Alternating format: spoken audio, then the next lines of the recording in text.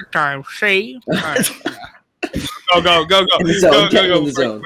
And that's how we're starting this podcast. Hello, everyone, and welcome back to the Three Strangers podcast. I'm your host, Ryan. I'm Bill. And I'm Nick. And we like to watch scary movies together. We are also joined by our audio engineer. His name is Skippymidnight. He released a new song. It is fantastic. He is going to be releasing Assassin's Creed content on his YouTube channel. It is going to be fantastic. I already know, so you should check that out. Big ups to Sam, who produced our theme for the channel, and big ups to Nick, who composed the theme for our channel. Yeah. And of course, thank you to Tina for doing our promotional biddings. Thank you, Tina. If I am just on Sam's shoulders, am I just doing sit-ups? Is that sit-ups instead of big ups? All right, Nick.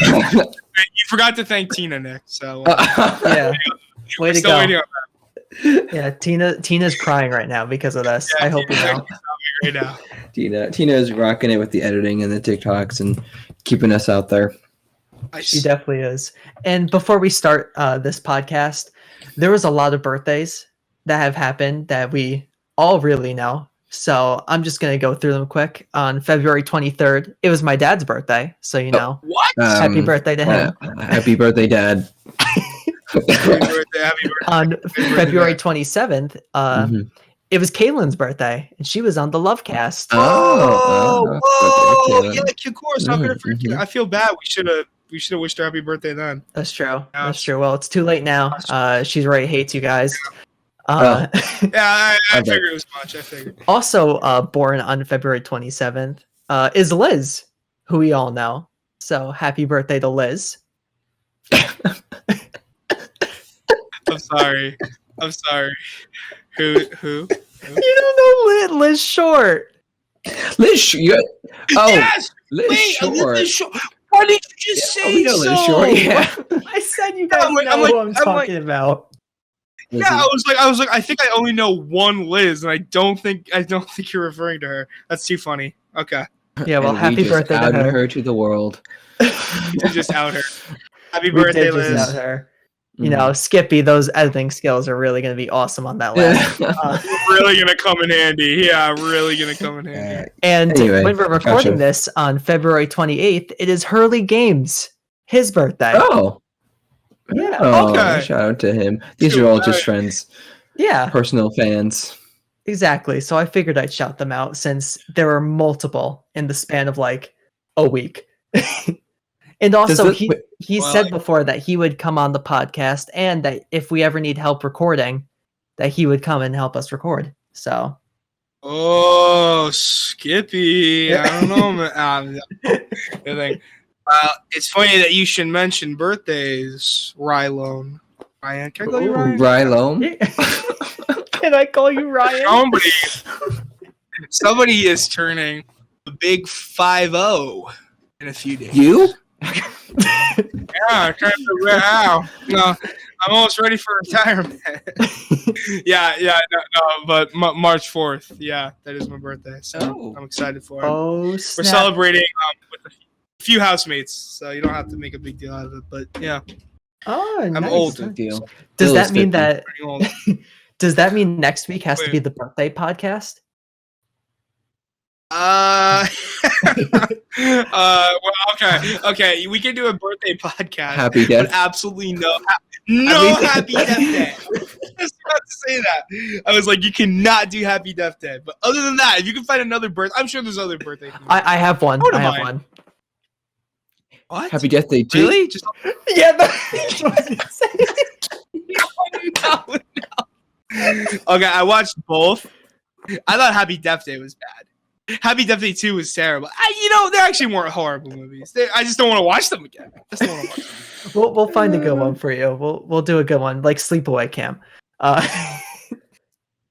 wouldn't mind reviewing that at some point. I don't know how that pertains. Whatever. Woo! But going into it, it's exciting. We have a very interesting review today. It was a movie that I heard about. Don't ask me how, because I completely forgot how I heard about it. But I found Birdboy, The Forgotten Children, and Boy. I heard It's good funny. things about it. Mhm. And I was like, guys, we should do it because this is a foreign animated horror movie. Mhm. When have you ever heard that? You know? Not with horror. Not with Yeah. horror. Or I did see Isle of Dogs. Yeah. You ever Oh, seen I that didn't movie? but I know what you're talking about. Yeah. Yeah, I you did didn't see see it. it. Yeah, you know, yeah. I saw you did it. see it, right? Mm. How did you like it? How did you like it? I thought it was good. I liked it. It was strange, but in a good way. Okay, I don't know. I was just thinking about it. Like, I feel like foreign animation gets so overlooked in America. Mm. You know, Definitely. other than like Studio Ghibli, which everybody kind of knows. Mhm. You know, But Interesting. we're gonna jump right into it. And Yeah. Nick, what did you think? Well, first off, let's just say, Nick, why don't you tell us what is the plot of Birdboy, The Forgotten Children? What movie are we doing? No, I'm kidding. Okay. How would you say this? Mm-hmm. I know. I stumped Yeah, him, Bill. I got Hey him. Nick, hey Nick, Hey. go ahead. Tell us the entire plot of this movie. Let's say you Give us have a little overview. you have a bunny. I don't know. There are three animals, and I forget what they all are. The three animals are trying to make it off this island of trash and social corruption, all belonging to different terrible parts of their lives. And through their adventure to try to escape, the evils of the land are interconnected with their journey. Thank you. Good night. I seem to. That was actually very nice. That was very nice. It was. But I think you forgot the anti-drug PSA. Oh well, okay. I mean, we're gonna get to that. Okay. I mean, was it an anti-drug PSA? Yes. Oh, yes, Rob. No, I'm What? kidding. I'm kidding. Okay. It was also anti the. We'll get into it. I don't want to Yes. Let's get into it. I would wanna- actually. I really wanted to know what Bill thought of this first. I wanted Bill to speak about this movie Bill. first. What did you think of it? What did you think about it? And of course, spoilers are okay. Well, what do I think of it in general, or like what do I think it's about? Like my personal enjoyment of it. A little bit of both. A little bit of both. Okay, so I just want to say I absolutely knew nothing going in, and I knew other than knowing that it was critically acclaimed. I think it won some sort of best of show award.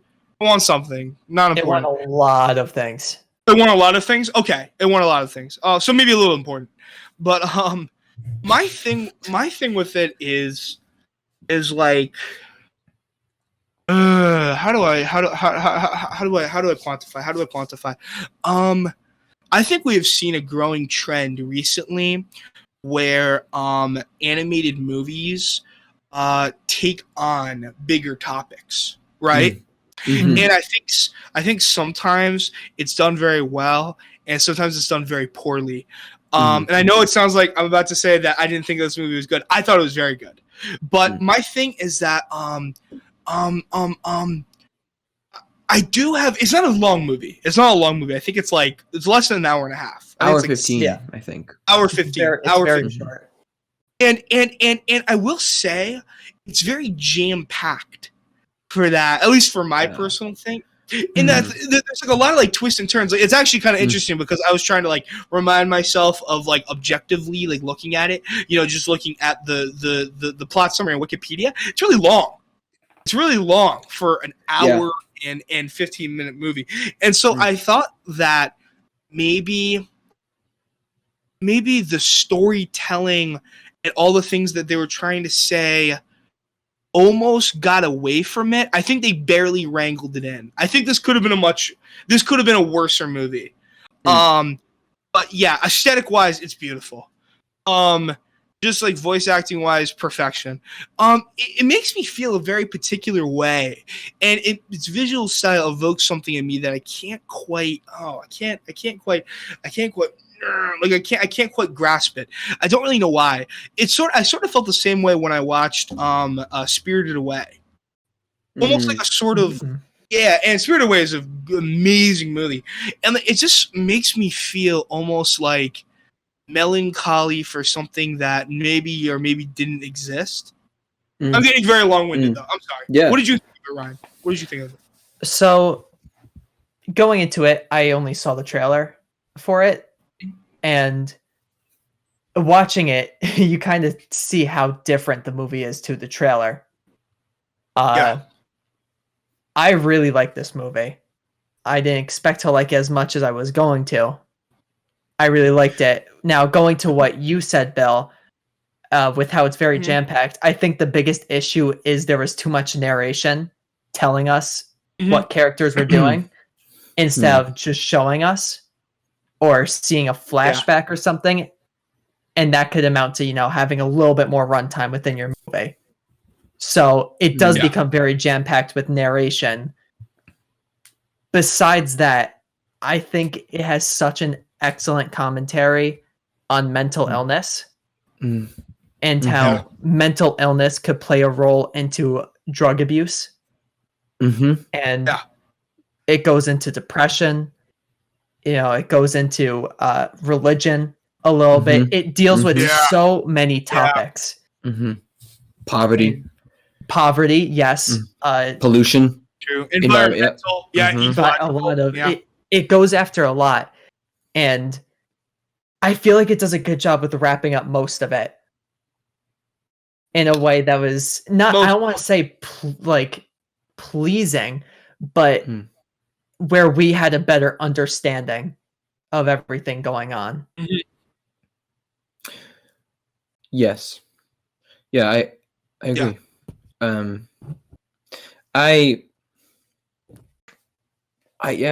none of us really knew what to expect going into it. And I was very attracted to the quotes of this movie.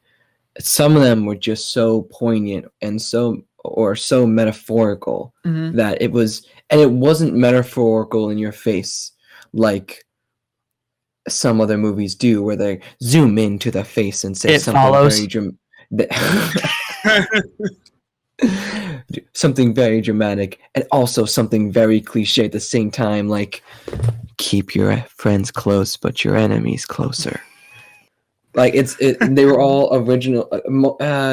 Pretty much all of them were original things, and I also enjoyed the movie. I think I will look for this movie to buy, because there's. I don't know. I enjoyed it so much. The messages were so great, but I do agree.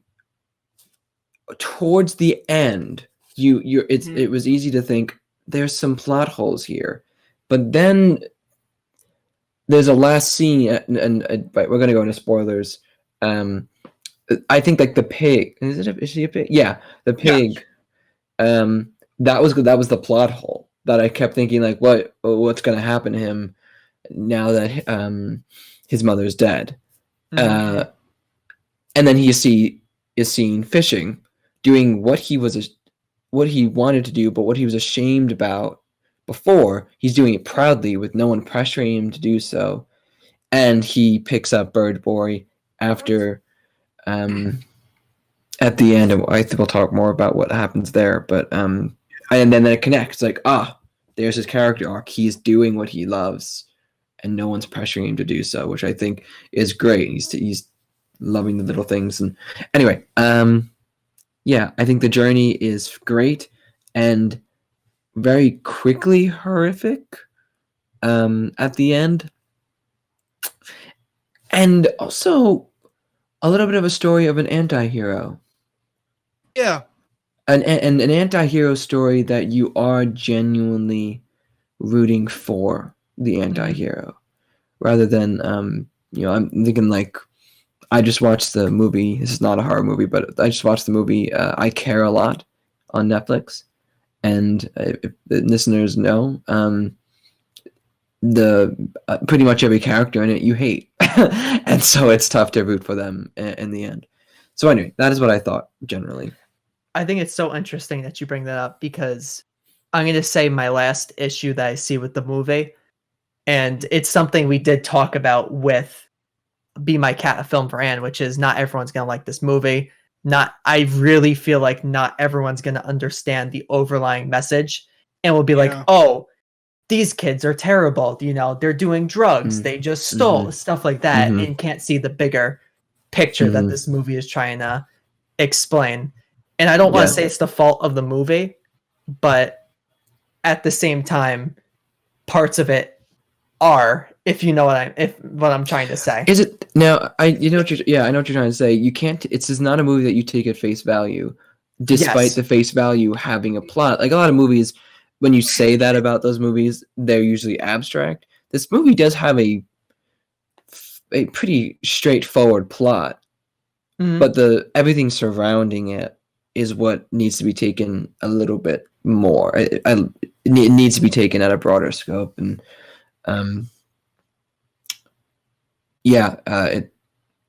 that's important. What else were you saying, Ryan? I think that would be the biggest thing about this movie, that not everyone is going to agree. Not like I was reading on Amazon some of the reviews that people had, and someone gave it a 1 star because they were like, "Oh, my 3-year-old saw this movie and I ended up buying it, and it was absolutely awful." Like this. Gosh. Yeah, they're like, I hate those people. Yep. There was that. There was another one who was like, "Oh, this is cartoonish. This is a bad movie." Like, that's a little. Yeah, and I think bias. Yeah, and I think the biggest thing that I'm trying to get at is like, so I think that there's horror fans who will watch a lot of horror, like different horror movies that will be more abstract, more straightforward, stuff like that. And then there's the horror fans who are like, I'm going to watch slasher movies. And then I hate all other types of horror movies. So I think people who lean more towards like a Halloween and a Final Destination, stuff like that, and then go to watch like an abstract horror would not like it at all. I also want to just like quickly interject.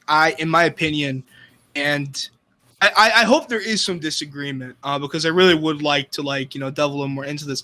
I don't necessarily consider this a horror movie. In fact, I don't really think. I think it is really a coming of age story with horror elements. And while coming of age can be very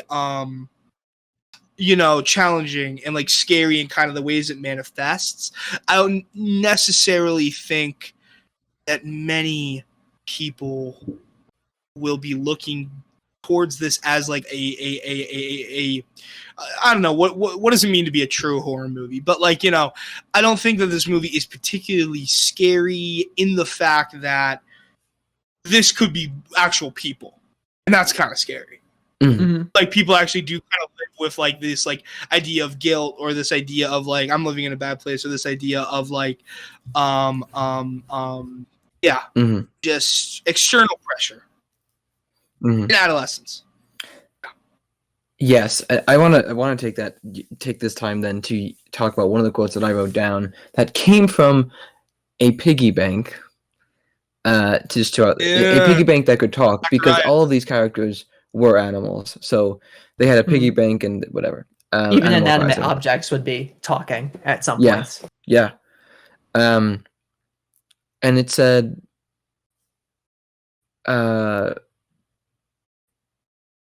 life shuffles the cards, but we're the ones who have to play. Gary. That, and I think this movie tackles so many stuff, and addiction and poverty being really prevalent throughout. And I think that's, people are born into poverty. People are born more susceptible to addiction, and it's something that they have to fight with their entire life, if not their entire life, then a large portion of their life. And so to hear that, and I think what makes it non-cliche is because I was dealt a bad a bad pair of cards. Like that's the cliche behind it, but the scene had nothing to do with poverty. Ironically, being from a piggy bank, it was a message on poverty without being about poverty in the narrative. And I think that though it was those moments that you needed to see the broader scope of things. It wasn't just said to be said. Yeah, it's definitely one of those movies where you'll be seeing something, but there's something that they want you to be paying attention to under like the whole thing. Mm-hmm. Like we'll be seeing them robbing, but there's something deeper under that level that the movie is trying to show us. Mm-hmm. And we have a lot of character arcs within this movie that are explored. Some of them ending in good ways and others just ending in that same kind of no hope way. Yeah. And that's the harsh reality. Another quote that resounded to me was, so we have these three characters and they are trying to get off this island of poverty and what essentially is their lives, and they come across this inflatable. They are given this inflatable duck to escape the island with, because that's all that they can afford. And the inflatable duck talks about growing up, being surrounded by other inflatable ducks, and his mother inflatable duck. That's the kid and youthful part of this.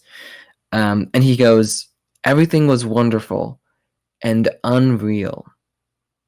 And I thought unreal was a very interesting word choice, because if you think about it, these three characters are trying to escape what is real. They are trying to they're trying to ignore what is real for a vision of life that is wonderful, but also unreal at the same time.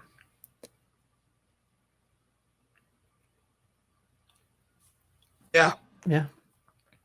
There isn't much to say with that. I was gonna say it's so well said that yeah, a lot of the movie is like that. It's it's very deep. You have to look beyond what it's showing you. And unfortunately I don't think a lot of people will be able to see that. Yeah. What I thought was interesting is the description of the film reveals that it was based on a short film. I watched the short film. Oh, you did? I did watch it. Oh, the Birdboy. Okay. Yeah. So, to put into perspective, it kind of... So, in the beginning of the movie, going a little bit into the plot, it tells about a fishing community. There's Birdman who tends a lighthouse that guides these fishing boats, and a factory was built, and many of the islanders work there. But one day the factory became unstable and just exploded, just devastating the island and killing all the fish. And basically the destroyed part of the island became a landfill. Okay, that's the beginning of in the short they kind of go into more detail surrounding that. So it shows Dinky with her father going to school. She sees Birdboy and she says how he goes to the school, but not all of the time, because I forgot. I think she does say that he's bullied or something, and they go their separate ways. And when the father's walking to the factory, that's when the explosion happens, and you just see him get wiped out. And from there, you kind of see how it affected Dinky's family, to where the stepfather came, and kind of what happened to Birdboy after the events. And it finishes the short where she says, "When you learn to fly, will you take me away?" Oh, and there goes her desires. to go. To the And then that's where it ends. Wow. Yeah. the short was very deep as well. Wow. Yeah. And you didn't need to watch the short to watch the movie. Like I watched the short after. Mm-hmm. It just kind of filled in a few holes a little bit more. Yeah, it explains the background of the village. Yeah. Mm-hmm. So we're going to take a quick break right now. We're going to take a little pause. And then after that, I kind of want to talk about each character on their own. All right. Sounds good. And we're back from our little tiny break. I hope you enjoyed that little sponsored segment in the video. But usually on these types of reviews, we'll go over the plot. But with this movie, I think it's better that we talk about the characters, what they're dealing with, and how their presence affects their point of the plot. So you know what I'm trying to say with that.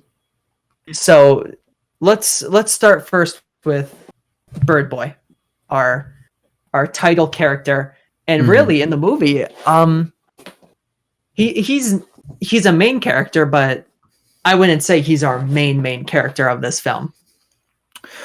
Yeah, he's not the focus. It's more like how he ties into everything. Yeah. It's like you find out how he's connected to everything without showing him. Yeah. True. It's a good way to do it.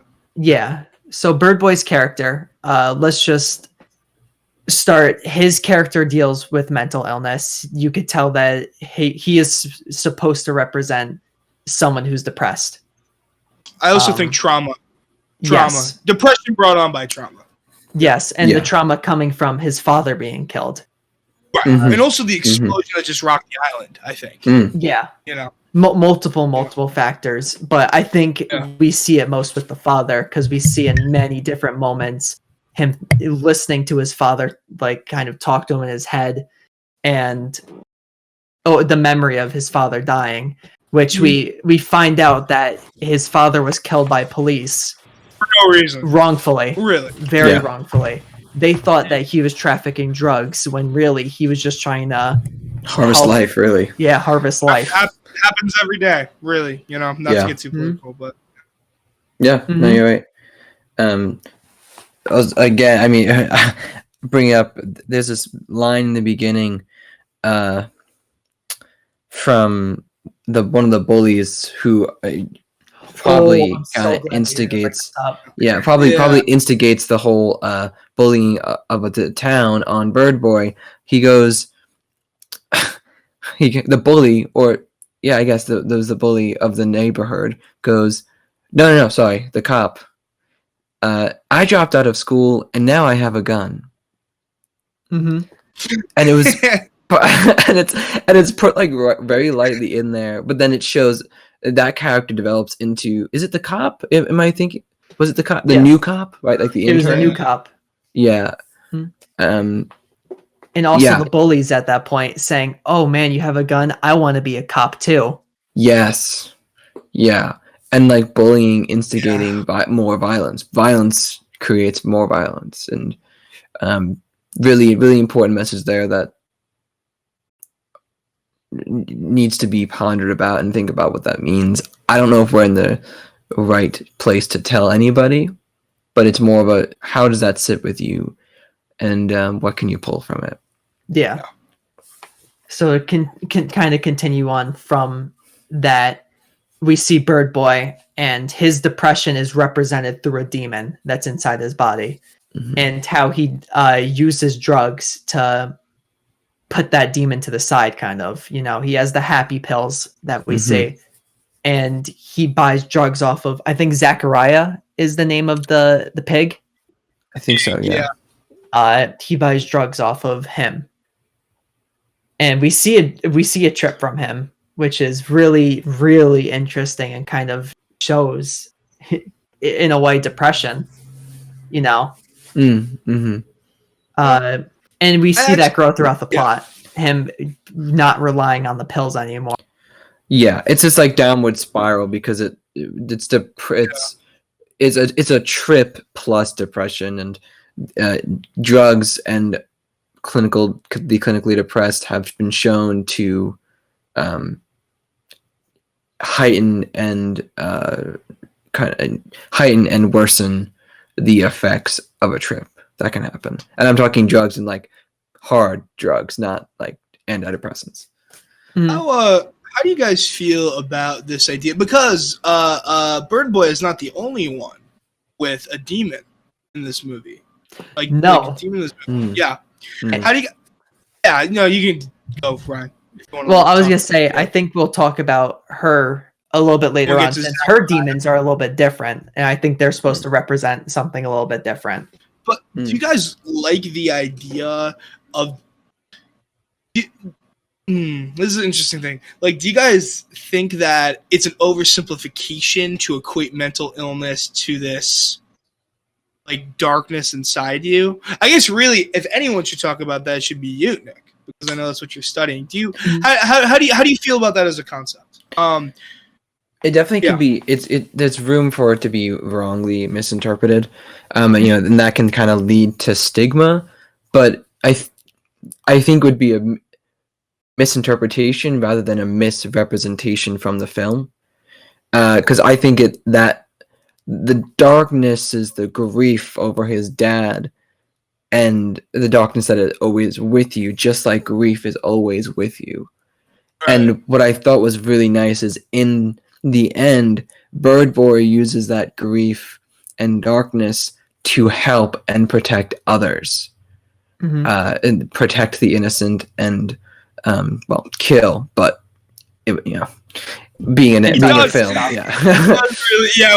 we'll get into that. Yeah, I'm sure. Yeah, but I like the way that is represented, because it's true. It is something that there's a theory or perspective of depression that shows it will always be with you, and it's about what you do with the fact that you've gone through it that changes who you are, and that's what Birdboy went through, and it's a really good character arc.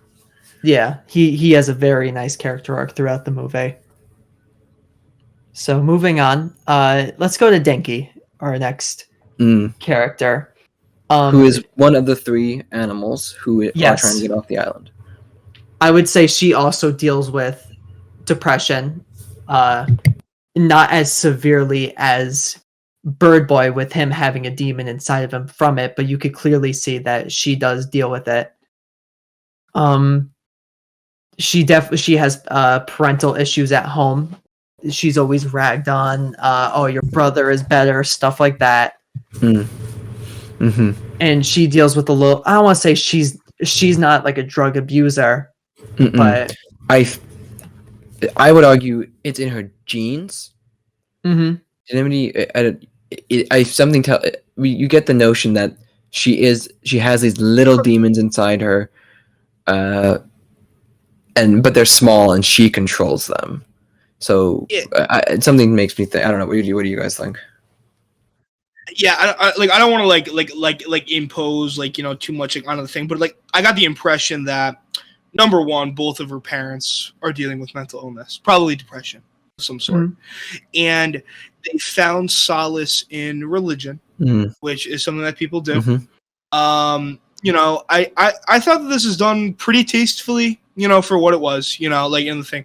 But my thing is that it's strange because it's making this. It's going even further to say this generational mental illness is what's really affecting her. Almost like and I think a lot of people that suffer from that kind of particular thing. I'm not really a big one to speak on it. Really feel almost like they're like almost worse off from birth in a way. Like they had this cross to bear, this burden on them to bear, and I think that's what they were sort of trying to get at with her. I think for my money, other than Birdboy, Dinky is probably the most interesting character in this movie. So it's interesting because if you watch the short, then you see she's a very happy-go-lucky person in that. Oh, And changed. it's when the stepfather comes in. You see the change, and they end up with their character putting a mask over her for a little bit. Forget everything I said. Forget everything I said. Okay, throw it out. Okay. Well, I don't want to cut it off because... Well, no, because Yeah. I think it's interesting that in the fact that from the movie you could interpret that, but the short, they kind of see it. Sheds more. I got the impression that's its own separate entity that they decided let's make this into a movie. So I think from the movie, it is represented through, coming down from genes, but in the short, you can also see it, and also in the movie, you could see it's because of the stepfather and how the mom now sides with the stepfather with everything. Yeah, definitely. But I do like her character growth throughout the movie. She is a strong character, every time, I think at the end with Birdboy, this whole death and destruction just happened because Birdboy just massacred the forgotten children. And she ends up running back up to make sure he's okay, to find him and try to bring him with them. Yeah, it is revealed to us that earlier in the film, just to catch the listeners up, that Birdboy and her were in love before the town blew up, I guess, would be before even after. And even after, so all through that thing, and so she has been with Birdboy through his transformation, and she has gone through a transformation at the same time as him. And it's revealed at this ending part that we're talking about. She says the words "I love you" to him. Yeah, and we see that kind of stem a little bit more of a character change in him, because he's the one that ends things with her, because he's afraid that demon inside of him would take her away from him. So he distanced himself so that she wouldn't ever have to see that demon. And in the end, I mean, she sees it. Yeah, it's why did Birdboy have to massacre? We'll talk about it. We'll talk about it when we get to the forgotten children. Okay.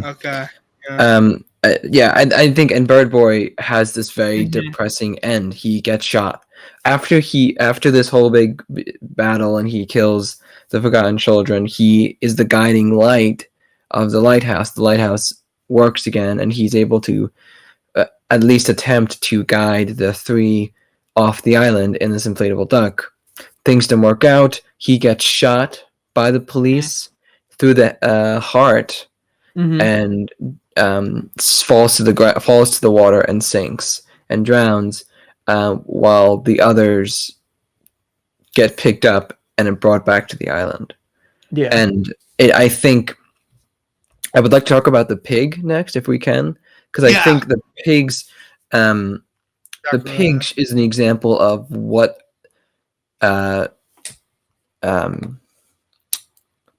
Dinky's message is, and it's that you cannot run away from your fears or the problems, you have to solve them. I think that's what her message character arc is, because in the end she couldn't escape the island. She has to go back. She has to live her life. The pig, whose name is Zachariah. Yes, Zachariah. Yeah, he's the Zacharias. Sorry, not Zachariah. Zacharias. Yeah, it was an S. Zachariah. I don't know. They've messed it up on the page. I forgot which one it is. Okay, they have both. Well, anyway, so he has this mom who is suffering from addiction, but she's on the latter half of it, where it's torn up her body, and the inner demon inside of her is probably the withdrawals. This is what I'm interpreting. I would like to hear you guys. But the withdrawal is symbolized by a spider inside her mom, inside his mom, who's a pig. And the spider pops out of the pig's nose and does all the speaking for his mom, and commands Zacharias and tells him what to do and bullies him and grows and grows and grows and abuses him. And then we have the scene where the spider shrinks because the three who are trying to get off, they break into his house because they want money, so they're trying to rob him. And the mom catches them and they slam one of her spider legs down the window, and it gets ripped off, and then she shrinks to the size of a regular spider. Then we see Zacharias squish that demon of addiction and withdrawal on the floor. Yeah, knowing it will kill his mom. Yes. I think this, even though I am more compelled by the characters of Birdboy and Dinky, I think this may be one of the emotional high points of the movie. I think it affected me the most because it was almost like she doesn't deserve to it's not that she doesn't deserve to live. She doesn't deserve to have to keep going on like this. Yes. Mm-hmm. Yeah. And that's when he decides to let her go. That's so very powerful. Mm-hmm. Because, it doesn't matter who you are. It's hard to make a decision like that, especially hard when this person's like your family, you feel like you have an obligation to them like that. Yeah. And powerful. Even she's saying during that scene, kill it, like her as the pig. Mm-hmm. Yeah. Very, very weak. And we end up seeing after it's killed at one scene with Zachariah with his mom, and she thanks him for doing it and dies. Yeah. Insanity. Yeah. Suffering and I think, and I think that's when Zachariah's arc has been basically fulfilled from that moment on, that he doesn't have to provide her with, he doesn't have to work anymore to buy drugs for her to feed her addiction. Right. Mm-hmm. Mm-hmm. And we see that through the piggy bank, how he wanted to save it in the piggy bank, and how he kind of wanted to not use it, and he was saving it up. Yeah. So we but he has a nice arc by the end that he ends up enjoying. Yeah, it's fishing, although it ends kind of tragically. Yeah, for him. Yeah. With him ending up fishing out Birdboy's body. Oh, yeah, that's tragic. Yeah. Nothing is ever as it, should be.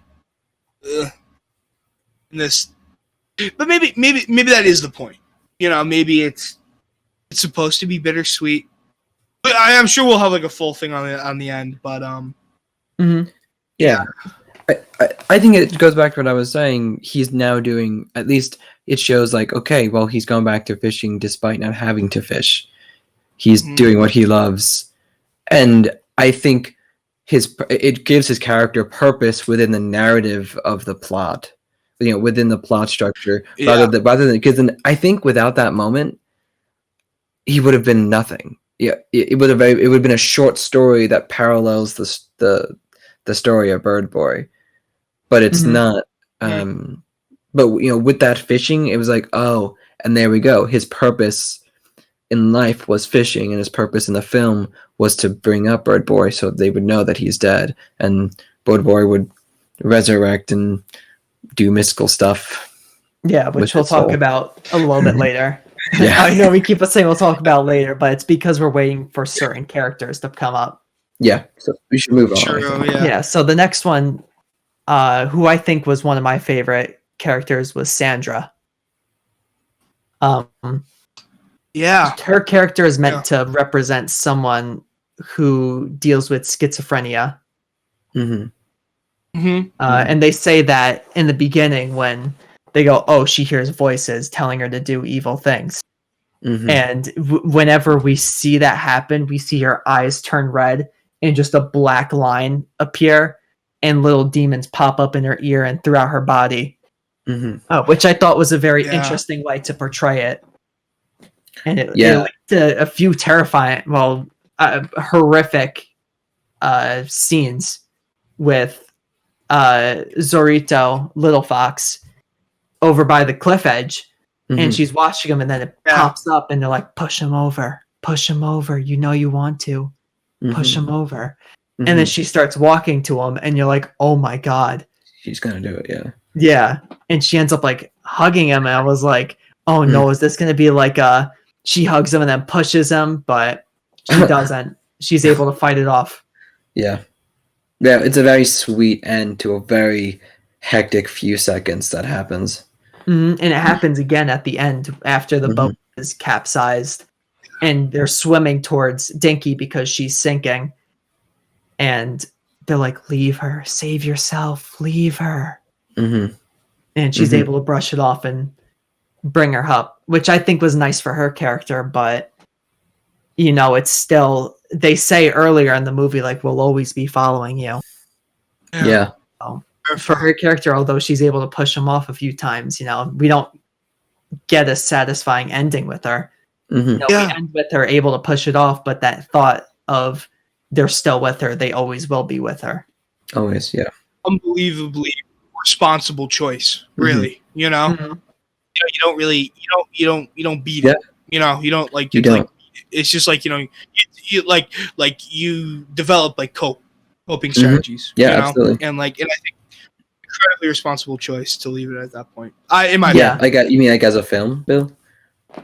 Yeah. I would say like, you know, anything that deals with mental illness, especially like, you know, I immediately think of like, you're gonna laugh, Nick, Next to Normal. You know, any film that's like mental illness goes away, or like any film that's like, oh, and you're now magically like cured. It's like so irresponsible. So irresponsible. Yeah. But so I think that this film was good to do that. You know, to leave it like I agree. You make a good point there, Bill.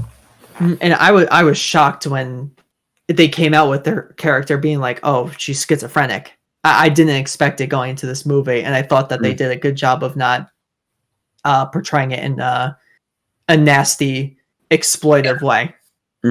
It's more so like this happens to people. And I think that's my issues with horror movies like Split, where we can go on about how his acting is great and all these things, but it demonizes mental illness, and that really goes against the aspect of psychologists and counselors and psychiatrists who contribute their lives to making sure these people are okay and they have somebody understand their work. Yeah, exactly. Yeah. Continuing on, we have Little Fox. I want to hear from you guys with Little Fox. What did you think of him? What do you think was his demon that he was dealing with, and all of that? I think so. I don't think it's a mental disorder as much as it is. He's the symbol of youth. I feel like there are other movies, and I can't think of any right now, but these metaphorical movies that have that symbol of youth, youthful ignorance, who's going along with it. Naive. Yes, that's what it is. It's the naive character, naive youthfulness. Yeah, I think that's his purpose, because he's, you know, what attracts him to that ledge on a hill is berries. He's trying to like take and this is going to get metaphorical, but he's going to take the nature of life and he wants to enjoy it and you know, take it. He's eating berries off of a bush, but I think it's supposed to be the beauties of just life and what nature has to offer, and being human and being youthful, while everyone else around you is going through everything. I think that's a really good way of explaining it, because we see that later on in the movie where the forgotten children jump them, and they're kind of like, oh, like, you know, you're supposed to be the man, stuff like that, you know. Yes. Yeah. Oh, the men are going to get tortured and the women will go to the village, stuff like that. So I agree with you. The kind of like he has to grow up. And I wouldn't say he has I wouldn't say he has a character arc throughout this movie. He's really he stays stagnant throughout the movie. Yeah, that's true. But he's a symbol for that reason, I think. Yeah, there isn't much to his character beside that, and a little bit of drug use. But or does it? Wait, does he? No, I don't think he. No, I can't remember if he smokes with them. I know he goes through with the robbery. Oh, yeah. He doesn't. It's just one of them. They're in the clubhouse. It's a tree house, and they're in the tree. But I think it's just Sandra. I think it's just Sandra who's smoking. But I mean, it could be interpreted that he also joins them because there's a shot of the floor being filled with cigarettes. Yeah. So it could be interpreted that way. Mm-hmm. Yeah. Continuing on. Let's see. Who do we want to talk about next? Let's talk about. Well, they don't give all the characters here. Let's talk about as a whole the Forgotten Children. Yeah. Oh my God. Yeah. Very, very important part to this movie, and we start the movie after the narration with 2 members of the Forgotten Children, and it was interesting that in different points of the movie it would go back to them, and I think that those 2 characters did a great job to represent later on what the Forgotten Children were going to do. Yeah. It was a good foreshadow, as well as explanation of how these characters' like psyches were by this point. Yeah, how poverty can really change the norms, and utter poverty, just the sheer desperation that it can cause. Yeah. And it being shown with like primal instinct coming out. Yes. We saw it when those 2 characters were met by another 2 characters from the Forgotten Children. Were like, hey, this is our zone. And then they fight to the death. Which is interesting. You use the word primal instinct, Ryan, because every character is an animal. And I feel like it just connects there. That's funny, yeah, and it's like, why are they more primal? Yeah, what like separates them from the thing? Interesting. Yeah, and I think it comes also back to humans. When primal instincts will flare up sometimes. When we're presented with a situation, maybe we're about to get. I mean, the best example that I recently would say I saw in another movie was Alone. It came out in 2020. I did a review for it. By the end, sorry if this spoils a little bit for you guys.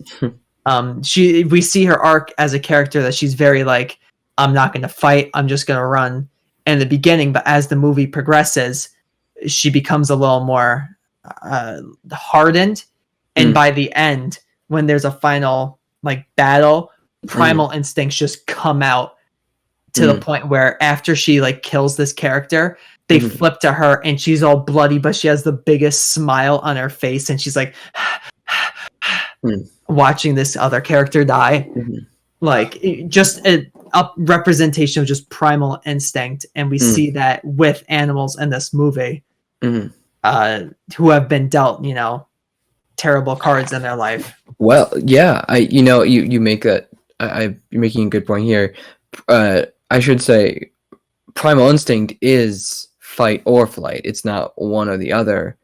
The 3 characters that we're following are fleeing, and the Forgotten Children are fighting. I think that's what you were trying to say, Ryan. Yeah. Okay. But who's not fleeing? Birdboy.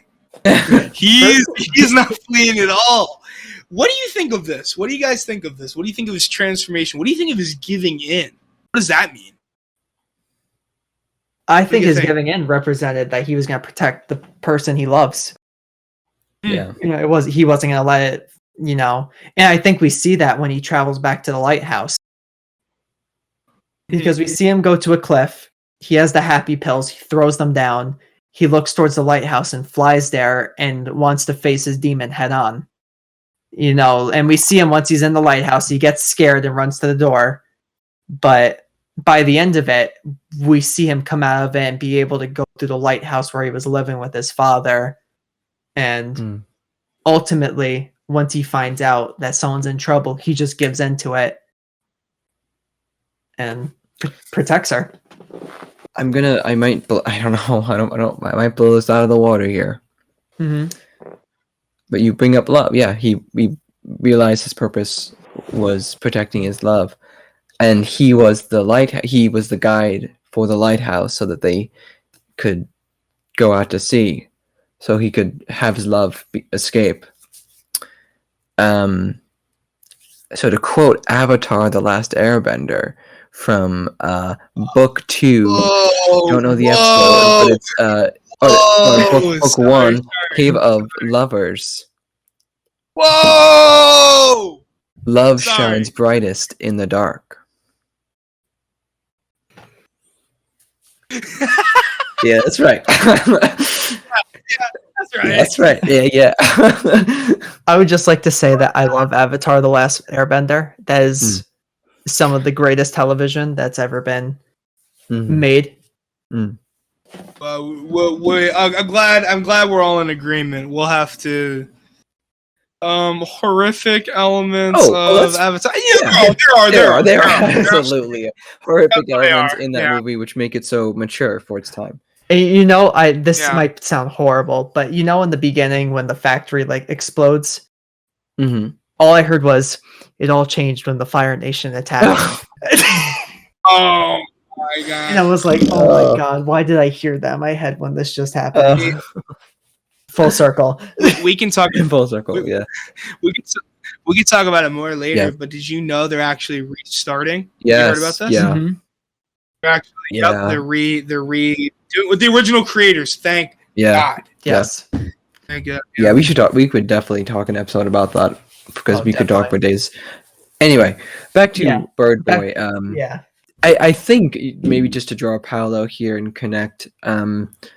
Birdboy, like Avatar: The Last Airbender, both tackle really, really serious issues while having the juvenile aesthetic. Energy, for usefulness, for sure, aesthetic, sure. And I think that's what's too bad. Sorry, I just cut you off, Ryan. No, you're good. You're good. Continue yours. I think that's what is causes people maybe to not like Birdboy because they think it's a juvenile. And what's interesting is you search up Birdboy on Google, and if you scroll down, it suggests adolescence movies. Oh, there you go. There you go. Yeah, this is not a film for kids. Birdboy is not a film for kids. It's not. You got minimum 12, 13, minimum. Yeah. Really. Definitely. It tackles a lot of heavy issues, this movie. And it definitely is not one for little children, although it may look very and I think that's what it goes for. Would the message be the same if this wasn't animated? Or would this be the same if this wasn't animals, this was humans? Do you think it would have the same impact? God, that's hard to say. I would say those are kind of questions that you really can't answer, but going back though to the Forgotten Children,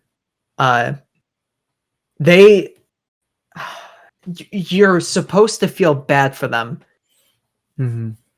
and you could understand everything that they're going through, but they're kind of like the villain that you're like, I understand what you're going through, but I feel like I shouldn't understand what you're going through because you're a terrible person.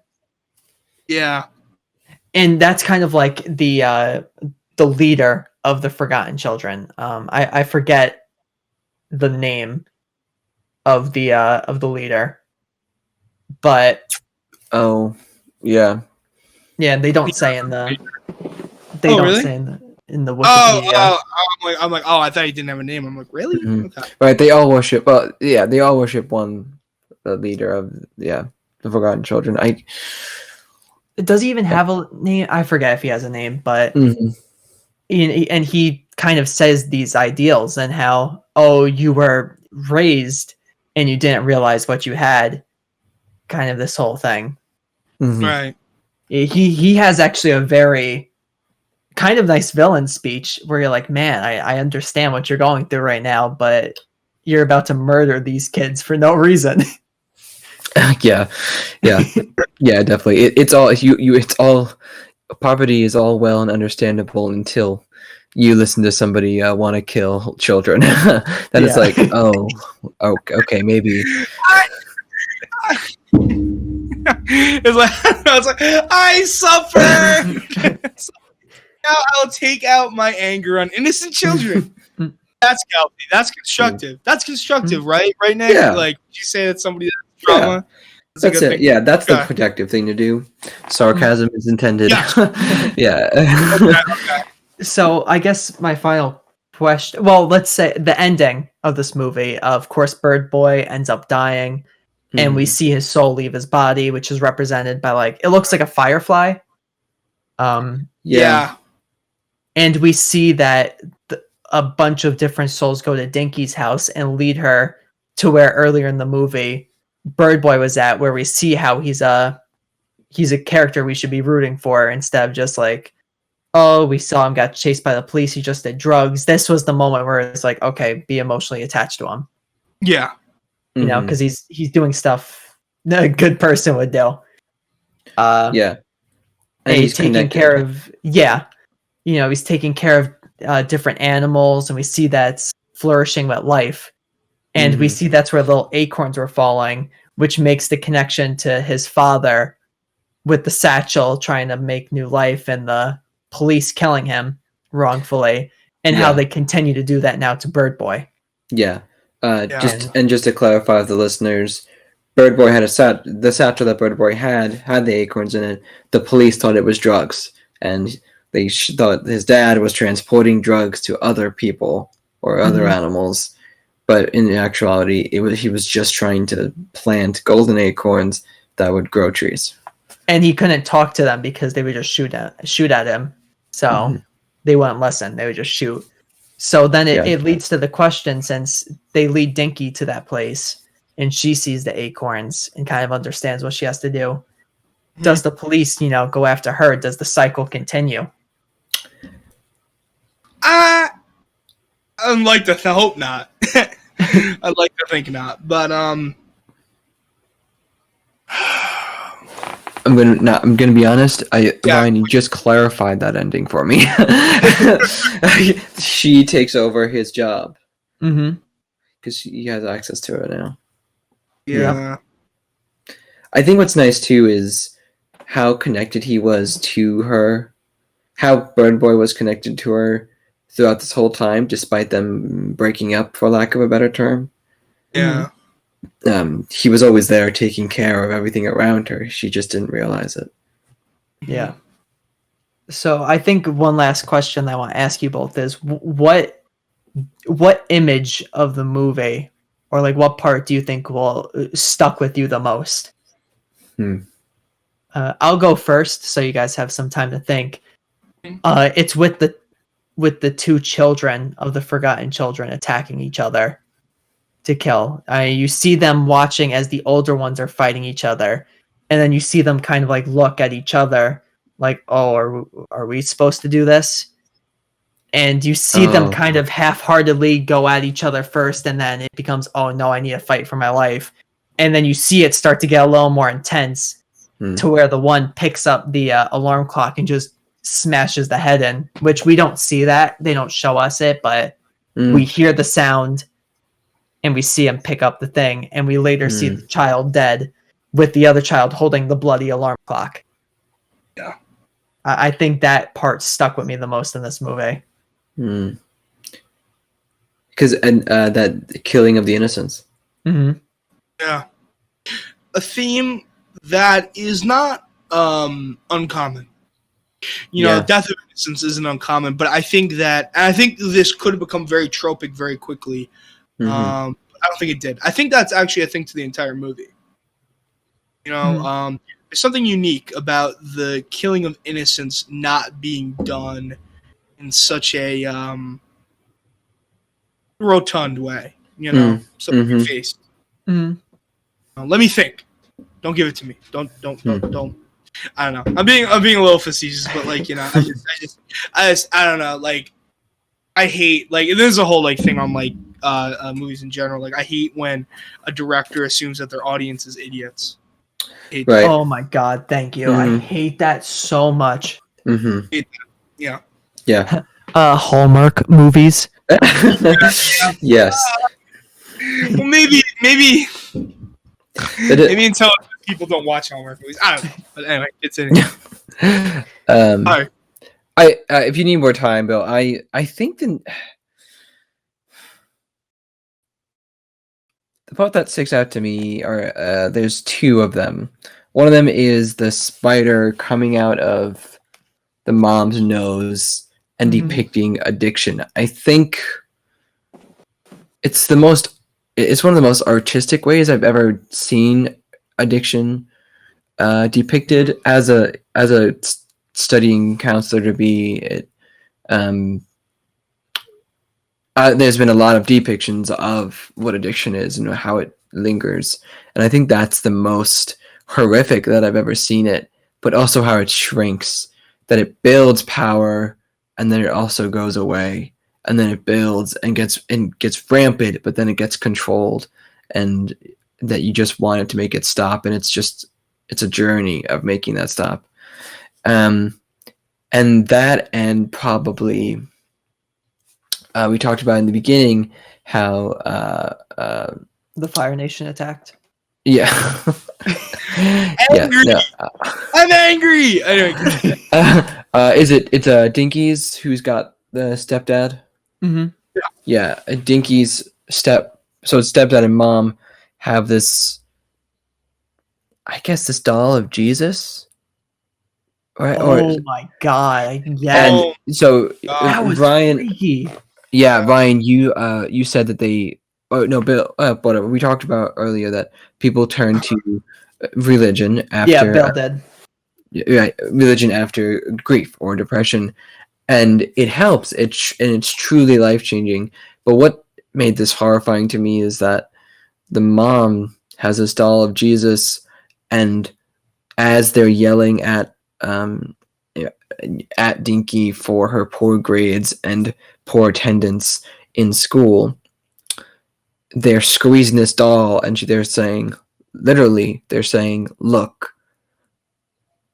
what you're doing to Jesus. You're making him cry the blood tears of Jesus. And the doll like seeps out blood through a lot of blood through his eyes. And I thought it was very interesting that in the scene right afterwards, I think maybe, I don't know if it was right afterwards or right before, we see Birdboy burying, making the graves, and all the graves have crosses on them. It's not just gravestones; it's crosses, and it's just to show how religion, and particularly in that instance, Christianity, is linked through death, suffering, and life, and also recovery, and like as a solace. I think it shows every side of the religion in a very short time. Definitely. Yeah. So I think it's those two images for me. I actually totally forgot about the doll, you know, the icon of Jesus before you mentioned it. Yeah, really, wow, jeez. I think that one of the images that sticks out to me most is sort of like almost like this scene. There's a lot of good images in this movie, but I think that one that really stuck out to me is after Zacharias. Yeah. Zacharias. Zacharias steps on the spider, and his mother is comforting him as she's dying, right? You know the thing. And I think that there's something unbelievably profound about this idea of In that moment, a sacrifice was made by Zacharias, not only because he's losing his mother, who was already lost in a way to the deep confines of addiction, but the trauma of having to let go of someone you love for their own good. Mm-hmm. Fuck. Mm. Yeah, I don't have a lot more to say. I don't know. It's just like anybody that has to do something like that sticks with you forever. Yeah. You know? I don't know. Yeah. Yeah. I think this film deals with so many different issues and does a really good job of portraying them. It never feels like the film's trying to be exploitive. It feels like, let's start a conversation. Some of these things we can see someone get over, but some of these things, it lives with them. There's certain things we can't run away from. Just so many things that this movie tries to go through, and I think that's the best part about this movie. Yeah, definitely. It's great strength. Mm-hmm. So I think if I were to give it a rating,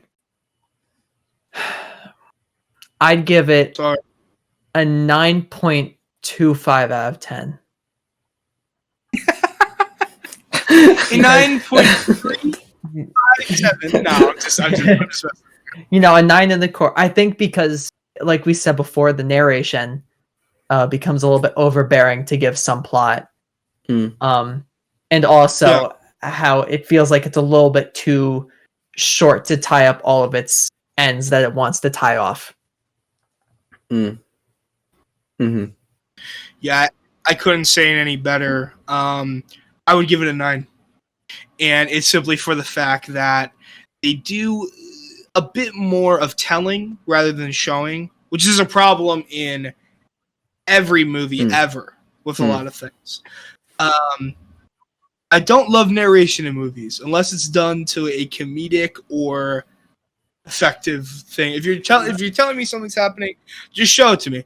The passage of time is so easy to show in cinema. I don't know why everybody feels like they have to be like, and then 20 years later, that's a whole separate story. That's a whole separate story. I would give it a 9.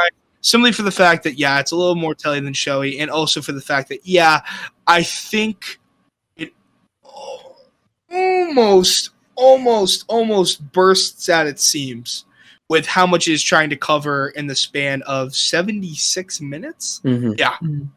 Insane. Yeah, I think I agree with you guys. I wish it was longer. It was I don't know if you guys saw, the budget was $1 million, European dollars. Shit. Looks great. Looks great for $1 million. Yeah.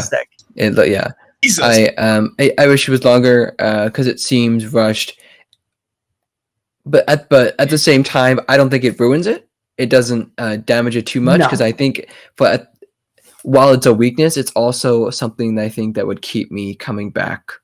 I will rewatch this movie and probably pick up on different messages, and ones that mean more to me or that are more impactful to me in the future, because it's so short that it bodes rewatch. And not a lot of movies do that. 100% completion of plots don't always bring you back because you feel fulfilled.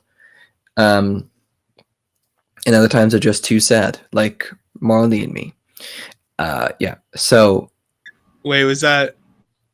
Oh, okay. That was an example. Yeah, that was just.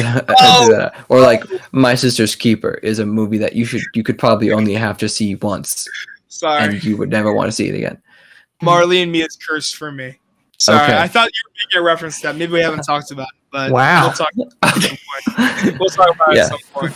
Owen Wilson, unbelievable miscast. Anyway, continue. Oh, that's fair. Anyway, I really liked this film. I think the more I thought about it, the more I sat with it, the more I really thought this was so profound. I'm gonna say 9.52. Yeah, 9.5 as well. With you, Bill. But we all have the same. What did you say? I said. Excuse me, Nick. Let's check it right now. I said 9. Oh, you said 9. I said. Oh. So we averaged to 9.5. Oh, we do. Yeah, which is what I said. Ryan wins once again. There we go. Oh man. Yeah. And in terms of recommending it, I think if you want to watch something that's more profound, definitely watch it. Mm-hmm. If oh no, I don't want to sound condescending with this, but if Ryan, no, like if you don't want to watch, if you're looking to watch something that's just surface level, then don't watch this movie. Mm-hmm. Wow. Okay, that's fair. That's fair. Yeah, I try to find a way to word it because I hate when I'm like, "Oh, you critic me," stuff like that. If to be fair, Ryan. Oh, go Bill. Go. Yeah. No, sorry. I was gonna say, well, you do have to have a pretty high IQ to understand this movie, Ryan. I was gonna say, I know so many people. I know so many people who would watch this movie and would be like, "Oh, Dinky and them are bad characters," and like not understand, Mm-hmm. Yeah. Did I say something before about directors always assuming people are idiots? Yeah, you did. Yeah. Oh. Maybe sometimes. Maybe it's the fan base. Continue. Yeah. Yeah, I think this is just need to go. Dinky is not a bad character. Here we see Dinky 20 years later, a good person, a good. Over narration. Over narration. Oh no! Stop it. Yeah. This movie. You know what? I think if you or anybody you know has has had experience with mental illness and addiction or addiction, I think it would be a very interesting watch and a nice reflection of perhaps how everyone is suffering and how there can be people out there who can suffer along with you and can help you get through that path. You're never alone. Take that solidarity in stride. Yeah. This was a wonderful existential movie. It really was. Yeah. It went a lot deeper than I expected. Yeah. And I loved it for it. I loved it for it. Yeah, absolutely. Yeah, so we don't have much to say after that. There's not much to say other than thank you everyone for listening to this podcast. I hope you guys enjoyed it. I know we switched up the style a little bit by not going through just a plot summary. I think it's something you should discover if you decide to watch this movie rather than us kind of go through the plot, since I think this was more of a character study than would be just go through the plot. Yeah. I like the way we did it. I like the way we did it. I stand by that. Thank you. Yeah, I try. Yeah, well then, Ryan. Cough clap. Thank you. Yeah. Thank you, Ryan. Well, thank you guys for being here. Love watching movies with you guys. I love hearing your opinions on movies. If we agree, if we disagree. I'm glad that we all agreed. I was kind of afraid that one of us would be like, I did not like this movie. Oh, maybe too. Me too. Really? Okay. Yeah. I honestly watched it and I was like, yeah, I think we're all gonna think. I'm glad we delved as deep as we did into it. Yeah. I don't like beating you around the bush with movies like this. I don't think you guys do either. So that's good. Mm-hmm. Yeah, it wasn't a Blair Witch where one of us is in the middle, one of us hates it, and another one. That makes for fun conversations. Though. This is a good one. That's up. Which is funny, Nick. I was actually talking about this. We'll end the podcast with this little story. Yesterday when we were going to watch another horror movie, with friends, we walked in and they were watching this movie called No Escape. Called No Escape Room, and it's one of those escape room movies. And I walked in and they're like, "Man, it's been really good," and we had to pause after a minute of watching it. It was halfway through, and I just turned to my friend and I went, this is going to be one of the worst movies I've ever seen. And it ended, and I was like, wow, this was one of the worst movies I've ever seen. Which led to them saying one of the worst movies that they have ever seen was the Blair Witch Project. That they saw it when it came out and ended up leaving the theater and asking for their money back. Whoa. Music's in my ears. Music's in my ears. Keep it coming. Keep it coming. Hold on, Bill. I don't know. They waited. They saw it in theaters. They were part of that experience, that genuine experience of our audience, and they still walked out. They walked out and got their money back. Salty tears. Tears.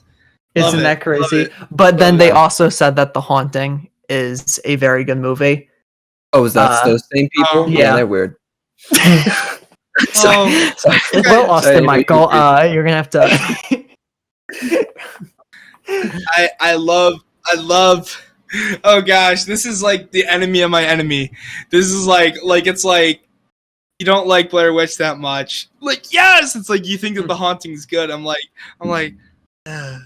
I feel like I just lost my class solidarity. I heard that and I was like, oh no.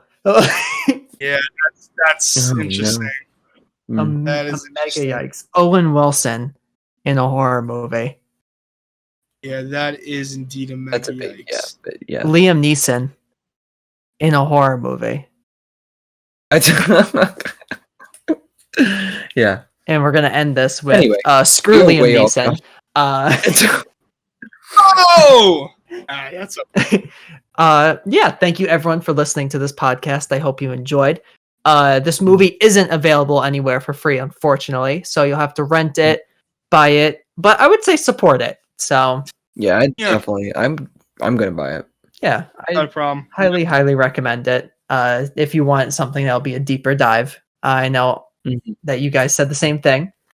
Thank you for listening. Yeah. And remember, don't talk to strangers. Goodbye, everyone. See everybody.